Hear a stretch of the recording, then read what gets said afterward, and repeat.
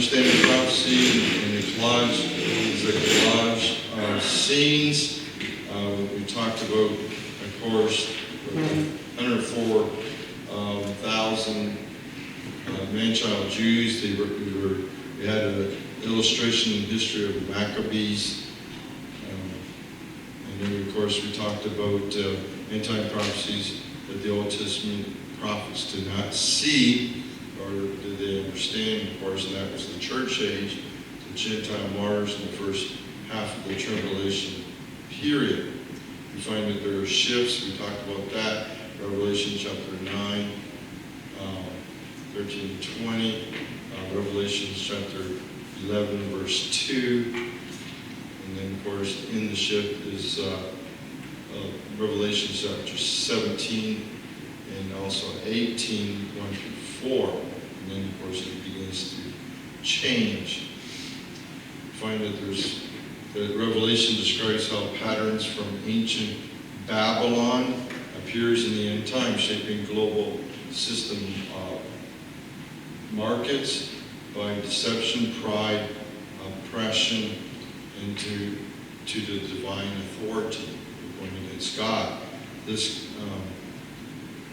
begins to have an ideologue trend that leads to unique challenges and moral dilemmas, especially in the final 7 years, which begins with 11:3, 19, 17, and 18.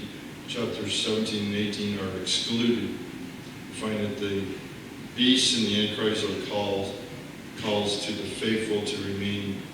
We find that the Lord is calling to them to remain faithful and steadfast in their belief. We're going to look at some things here too, and I did an extensive study on this. I've been really intrigued by some things, and sorry we did not get a chance to staple these papers, but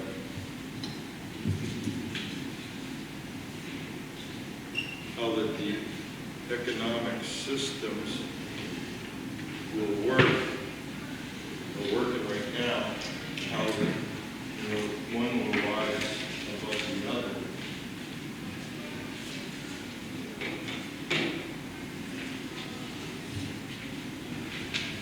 Okay, I'm not going to go too deep into this, but the thing is that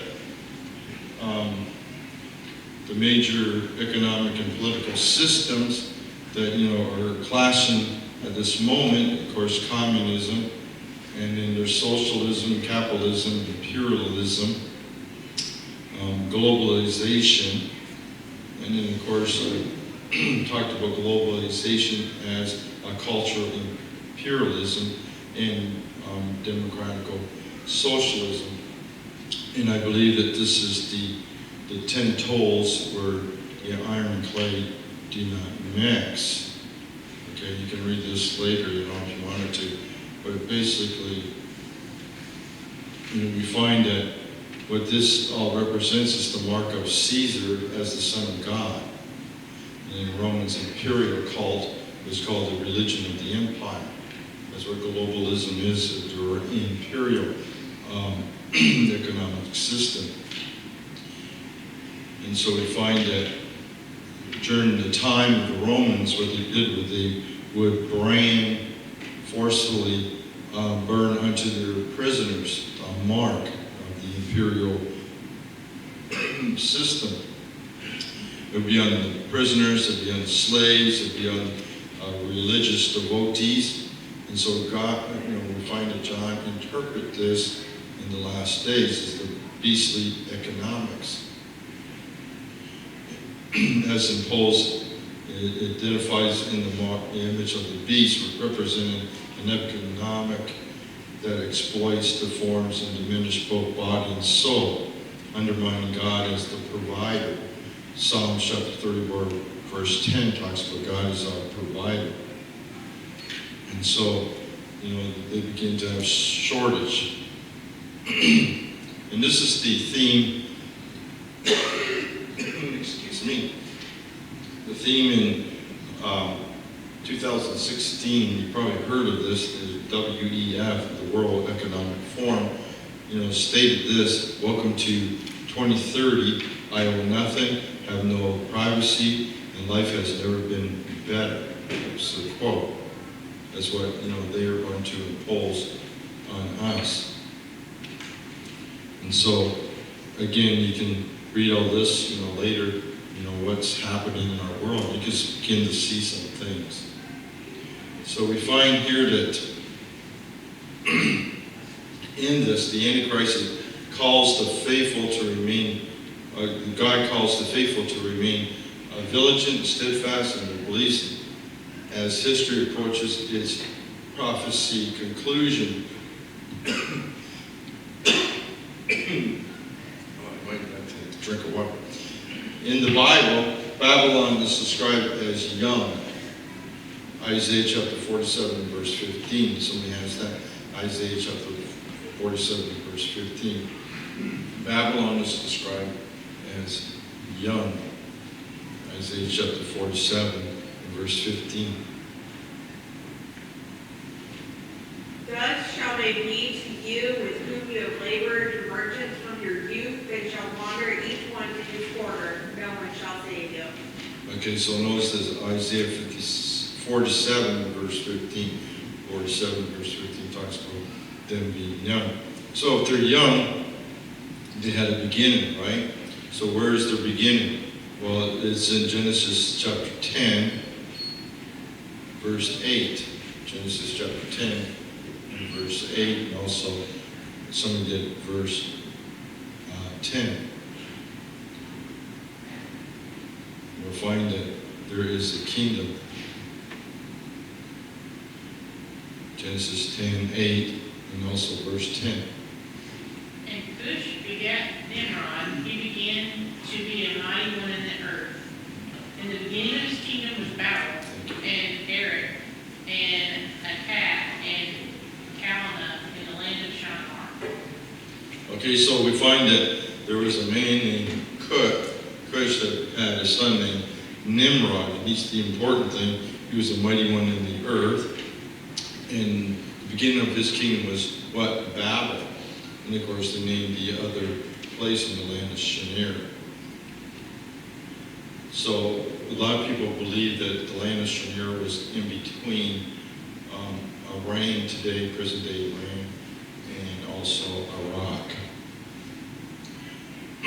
So we find that the first development of Babylon occurred in the early post-flood period.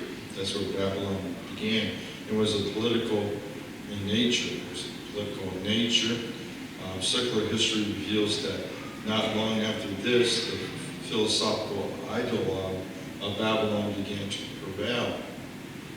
The book of Revelation tells us that Babylon has deceived the nations in Revelation chapter 18, verse 23.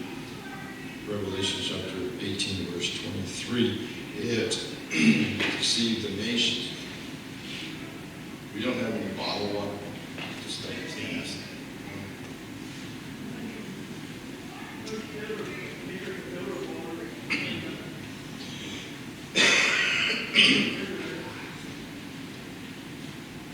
Okay, so Revelation chapter 18, verse 23, it deceives the nations. And who is the author of deception? Well, of course, it's Satan himself, the devil, in Revelation chapter 12 and verse 9. So we find it has a beginning, and the author of all this is, of course, the great adversary, which is Satan himself. So we can say that Nimrod was somewhat a type and shadow of the Antichrist, or the beast. And so we find that this is how it's happening. And so we find that the philosophy of Babylon is the creation of Satan. It's his creation. That there's one world. You remember when Jesus was tempted by the devil, that he took him up, to a certain pinnacle, and he began to show him the world. And he said, if you bow down to me, I will give all this. He's talking about his system. He says, I'm going to give you all this. And so we find that since he is the creator of this, he's also the great rebellious one against God. In Isaiah chapter 14, Isaiah 14, verse 12 through 14, Isaiah 12 through 14, 12, 14, and also Ezekiel chapter 11, verse 16, chapter 28, verse 11 through 16. I don't know why I get talking in my throat and stuff.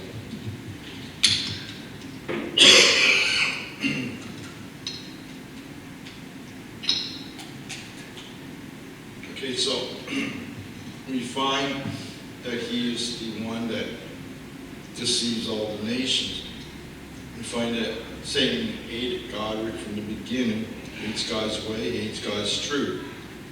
So after the flood, he began to use Babylon as a stepping stone in his program to deceive the nations, both political and philosophical. That's what he's doing.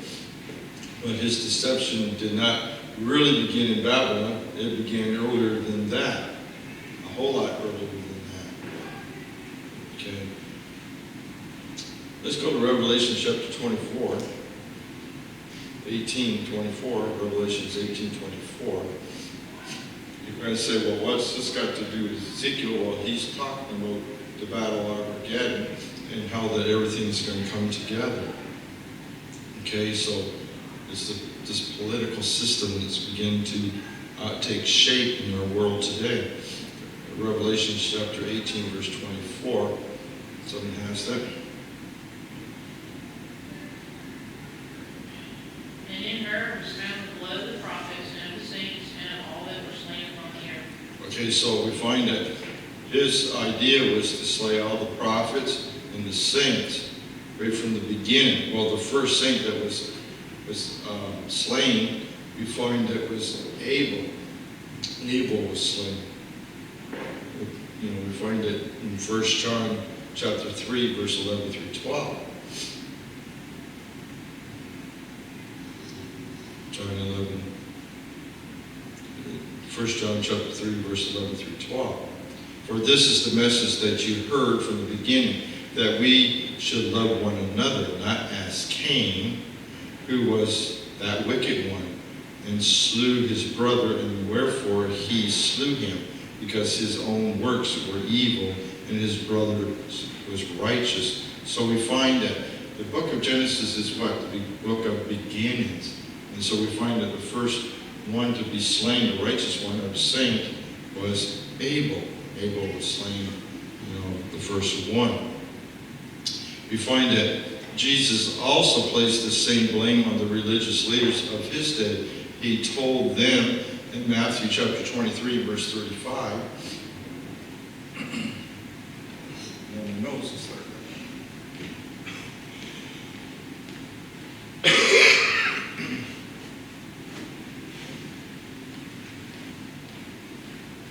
I think the enemy doesn't want me to talk about this today. Okay, so we find that Jesus said in Matthew chapter 23 and verse 35, notice what he says, that upon you may come all the righteous blood slew upon the earth, from the blood of righteous Abel until the blood of Zacchaeus, son of Barcus, whom you slew between the temple and the altar. So what Jesus meant by this is that the religious leaders of Jesus' day were instruments and tools of Satan. They were allowed to be used as an instrument. And we find that these religious leaders manifested the same hateful spirit that was associated with Babylon. It was the same hateful spirit.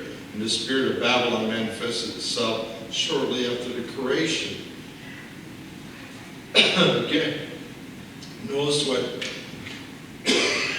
John says in Revelation chapter 17, verse 6. I didn't have a problem with this until I started talking. Revelation chapter 17, verse 6. Somebody has that? I I saw the woman drunk with the blood of the saints and with the with great amazement. Okay, so notice here, it was right from the beginning. Babylon was responsible for all the bloodshed on the earth. Revelation chapter 18, verse 23. Including the blood of the martyrs of Jesus Christ. Babylon's influence was persistent throughout history. It shaped the moral and spiritual perspective. Its legacy of pride and defiance against God's divine order in various forms, old and new. It drives unity and the power of God apart from Him, resulting in confusion, spiritual decline, as seen since Babylon. These philosophies continue to stir societies towards worldly goals and over spiritual truth. They don't want spiritual truth, they want their own goals here. So we find that the Babylonian culture signified influence. It started with Babel, then it influenced Egypt, it influenced Canaan, and it also influenced Israel, to the point that the Israelites gradually adopted all their customs and repeatedly defied what the covenant they were supposed to have with God. It was assimilated into them, and it led to their exile, Israel to Assyria, and then eventually Judah to Babylon. And so we find even after the return to Babylon, system, ideals persisted in their society, continued in their society.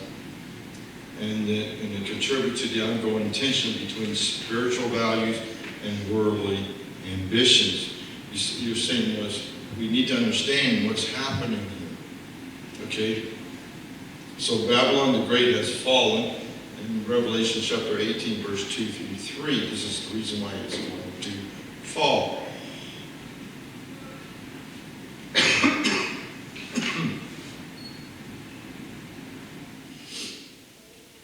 Okay, so we find that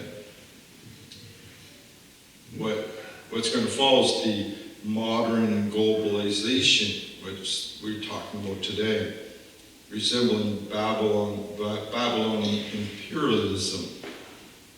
It's the imperialism economics and political system. It's merging cultures that undermine traditional values and promote materialism over spiritualism or spirituality. Okay, so they use technology, that brings benefits, and we are have benefits in the technology, but it also introduced ethic issues like privacy and genetic modification, representing modern pursuits of unchecked power. So what's happening is that we're beginning to see this happening in our world today. It also causes environmental crisis. They're using that, of course, the Great New Green Deal. Babylon, it shows that the Babylon system, what's the Great New Green Deal, is that it's greed causing environmental harm such as climate change and other things that are happening in our world today. It's going to link up with Revelation chapter 6 and also Revelation chapter 8. We're going to start to see these things happen. In fact, I believe it was in North Carolina this year, where they had all that rain that wasn't supposed to happen. I think it was this spring. I think it was South Carolina. Okay, they're saying now that actually the government caused that. That's what it was last year, just before the elections, and that. They're saying that it actually was, there was a hurricane, but they said that the great floodwaters that happened was because the government, caused that. I forget what they call that. You may know. Yeah, cloud seeding. And so it caused a great, flood during that area. Also, moral beliefs are beginning to be undermined. And we find that, of course, what's happening in our world today is the Babel's aftermath. You know, that's when they begin to have idols and all these different things across the world. In our world today, of course, there's a lot of, I don't know if I'm going to get through this. I think it's propane. Like seriously, that stove. But we're finding that there's all kinds of things that are happening in our culture today that was, what used to be wrong is now right. And what was right is now wrong. And so we're finding that all these things are beginning to happen. In Revelation chapter 13, 7 through 8, and also verse 16 through 17, it describes the Roman beast's authority. It was granted to him to make war with the saints and to overcome them. And the authority was given him over every tribe, tongue, and nation. And all who dwell on the earth will worship him, whose names have not been written in the book of life or of the Lamb slain from the foundation of the world. And the economic control of this whole thing is going to be, of course, the Antichrist is going to be a part of this. And he caused all, both small and great, rich and poor, free and slave, to receive a mark on their right hand and on their foreheads, and that one may buy or sell except one who has the mark or the name of the beast or the number of his name. So we find that this passage highlights the extent of their power, their power. But we find that God promises, so all this is going to come together, and they're going to, of course, try to take over Israel. We find that Moses promised that the Lord would fight for them in Deuteronomy chapter 1, verse 30, and also Deuteronomy 33, and verse 22. Isaiah prophesied that the Lord will go forth as a mighty man. He will stir up the jealousy like a man of war. He will cry, certainly roar. He will prevail against his enemies. It's Isaiah chapter 42, verse 13. So we find that the Spirit of the Lord burns deep into the hearts of these sealed ones, the ones that are going to be sealed. Zechariah chapter 14, verse 14, somebody has that. And somebody get Psalms chapter 24, verse 8.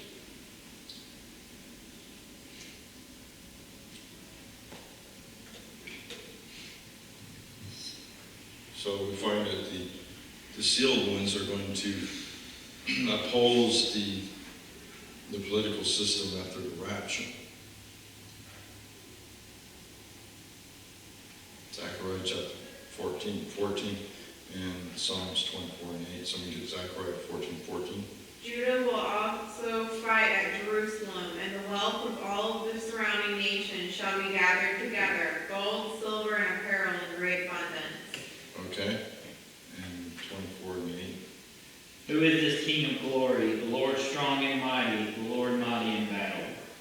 Okay, so we find that the Lord will go forth and fight with them, and the weakest one will be like David, who killed 10,000s of enemy soldiers and shifted his attention once again, we find, to the ancient battleground of Mendigo, where the Antichrist and the army of the Roman beast are engaged in a bloodbath with the kings of the east and the remaining northern confederacy. See, the thing is that how this battle is all going to happen, of course, is that there's going to be these two political systems, economic, which is already happening right now. Of course, there's some that are trying to undermine what our president is trying to do, and then, of course, he wants to go what the founding fathers had, and of course, then Europe and Western Europe and their Canada and Australia and all them they are under the imperialist economic system. And then you got China and all the communist countries, they have a different system. So you got three, but what I believe is that eventually what's going to happen is that the imperialist system is going to overtake the capitalist. We're only one election away from this happening, if we're not careful. The imperialism system, that's why they're fighting so hard. In fact, if you read this, you're going to see that when the Democrat Party talks about our democracy, you're going to see what they're talking about. It's a democratic socialism. That's what they're talking about, our democracy. And of course, Trump's going against that. Okay, so for capitalism to work, it has to break out from all these other systems. And so that's what he's trying to do. And of course, they're fighting back as hard as they can. So we need to continue to pray, but we know it's going to happen. And so we find that Zechariah goes on to talk about that Christ will triumph. When they come into the battle, what's going to happen is that the Antichrist, of course, is going to set up his image in the temple, and he's going to force the Jews to worship him as their Messiah, and they're going to be angry, and so they're going to try to rebel against him, just like they did, back in history against the Roman government. And Rome finally, said to them, you're going to follow after us. And that's what happened after Christ's death. He talked about the fact that not one stone would be on top of another when the temple was destroyed and they were carried out into captivity because they rebelled against the Caesar cult, the imperialist cult. They weren't going to be under that anymore. And so we find that what's going to happen is that the Jews are going to rebel against this, and there's going to be a great bloodbath. He's going to take over the city of Jerusalem completely in Palestine, and he's going to defeat Egypt and Libya, and he's going to have his eyes on, Africa. And then what's going to happen is that the kings of the east are going to march down the river Euphrates, because they're not going to, allow this globalism, imperialism doctrine to continue. So they're going to come marching down, Euphrates, and they're going to begin to fight. And of course, Zechariah says he hears a report. And the report is, of course, these kings are coming down, so he's got to come back. And as their armies are coming back, the man-child Jews are going to come out of their hiding to take over Jerusalem again. And they're going to begin to win half the city, and that's when Jesus is going to come. Okay. And we find that, of course, at the Battle of Armageddon, that all the and it talks about buzzards and birds, that are circling in the book of Revelation, is actually talking about demonic spirits. Okay, that's what it is. And notice what it says, that they will drink their blood. By other recordings, that if you go back to the book of Revelations, where it talks about Genesis chapter 6, where the sons of men, the sons of God, saw the daughters of men. They were fair and they married them. Of course, that's the Nephilites. And so what happens is that when they died, they became disembodied bodies. Those are what demons are, is disembodied bodies. They wander the earth. The Bible says that they'll wander the earth. Anyways, during the time before the flood, they said that, through the recordings that they had dug up and different reports, is that these giants actually turned on each other and began to fight each other. They drank blood of humans, and they were thirsty of it. And so what happened is that they kind of disembodied bodies that wander the earth, they're looking for. They have the same desires as we have, as far as like they like to eat. They like to eat, but they cannot be filled because of the simple fact they have no taste. They like to drink, but they have no, they can't get quenched of their thirst. They like to, have other things, and that's why they will begin to, if you read the accounts in the Bible, where they're tearing a person apart because they're trying to find that satisfaction.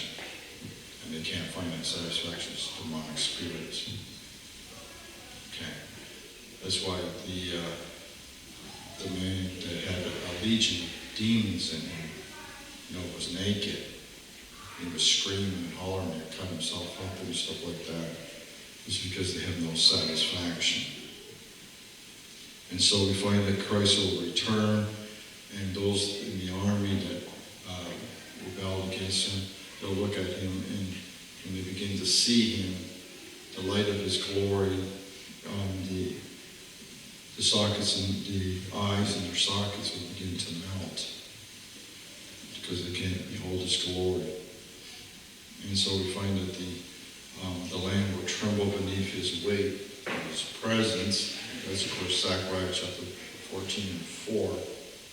And the world, all the nations will be forced to recognize who he really is. This is the stone that comes down and crushes, the nations. You have to fall upon the rock, or the rock will fall upon you.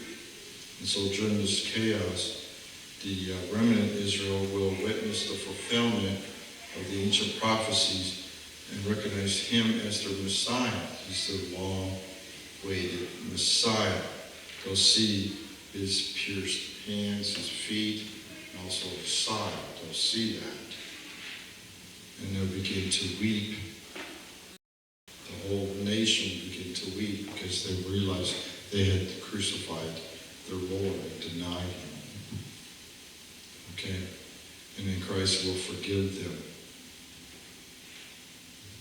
Anyone that does not take the mark of the beast, the Lord will forgive them. And all those that, live after his return, and there will probably be some with the mark of the beast, but they'll live, at least 1,000 years. The Bible talks about the fact that, the youngest one, if he dies at the age of 100, would be like a 10-year-old child that died. Okay, that's what the Bible speaks about. It's during the millennium age. You'll be able to leave your doors unlocked, your windows open, and you'll never have to worry about somebody breaking into your house. Because there'll be peace on the earth. Something that everybody's looking for right now. You'll be able to have kids playing in the park and not worry about, Chester the molester to show up. You won't be there no more. And like I was telling the boys, we can have a lion as a pet. So the child will pick up an asp or a poisonous snake and pat it. Wrap it around his neck and have a friend. Not me. But all these things will happen. And we find that the lion will lie down with the lamb. Basically, they have, discovered that before the flood, that actually lions and other flesh-eating animals actually ate grass. Ate grass and straw before the flood. It was after the flood that became flesh eaters. I asked the question one time, why poisonous snakes? Well, they were part of the ecosystem.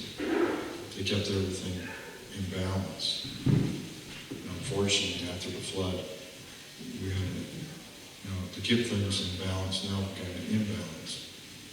That's where the mosquitoes and flies and all that come from. Is after the flood. So we can thank all those that before the flood. mosquitoes.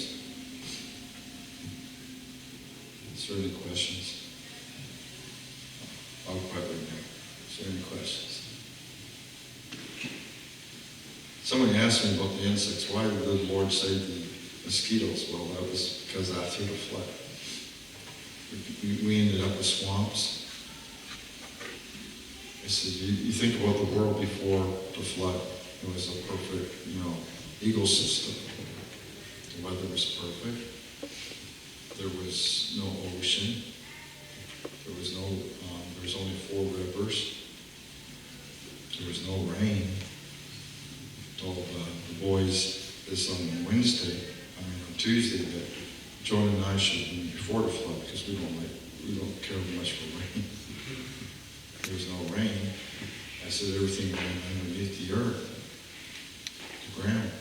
And so I asked them, I says, so what happened after the flood? I says, what did we get? Well, of course, the new oceans. I says, but that wasn't the only thing. What did God do with the rest of the water? What do we have now that didn't have before the flood? Huh? Yeah, rain, that's one of them. What else? We have oceans, we have rivers, of course we have lakes, swamps, but what else do we have? We had to do something with all that water.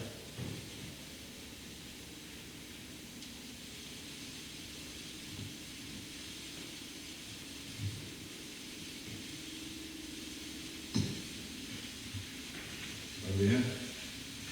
North Pole, South Pole. We have snow.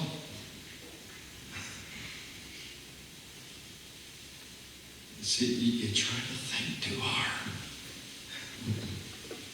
Of course, the boys said, oh, that's where we got the Antarctic. I said, yes. You had to do something with all it. And they asked me what was under it. I said, probably a lot of, things that was before the flood.